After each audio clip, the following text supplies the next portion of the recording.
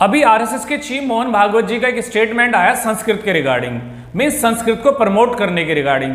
उन्होंने कहा कि संस्कृत को माध्यम बनाया जाना चाहिए पब्लिक के कम्युनिकेशन का।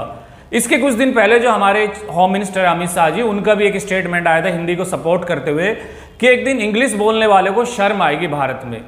अब ये दोनों ही स्टेटमेंट ऐसे जो सिर्फ इमोशनल अपील करते हैं, जो सिर्फ इमोशनल वैल्यू रखते हैं, जबकि फैक्ट कुछ और है।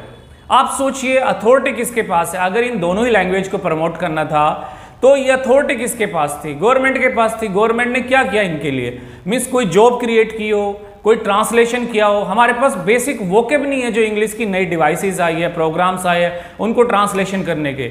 इवन अगर आप इन लैंग्वेज को शुद्ध रूप में बोलते हो तो बोलने वाले पे हंसी आती है लोगों को। बहुत सारे ऐसी मेडिसिन है, सॉफ्टवेयर है, प्रोग्राम है, डिवाइसेस है जिनको हमने आज तक ट्रांसलेशन करने का काम नहीं किया है, बेसिक वोकेब नहीं बनाई गई है, तो फिर कैसे ये लैंग्वेज प्रमोट होगी? सच्चाई ये है कि आज वर्ल्ड में सबसे ज्यादा बोली जाने वाली लैंग्वेज वो इंग्लिश है। इवन मोर देन 60 से ज्यादा कंट्री इंग्लिश को ऑफिशियल लैंग्वेज रिकॉग्नाइज करती है।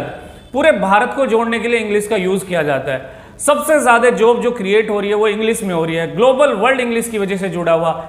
ये सरासर झूठ लगता है कि इन लैंग्वेज को आप इमोशनल अपील करके आगे बढ़ाने की कोशिश कर रहे हो, लेकिन सच्चाई कुछ और है।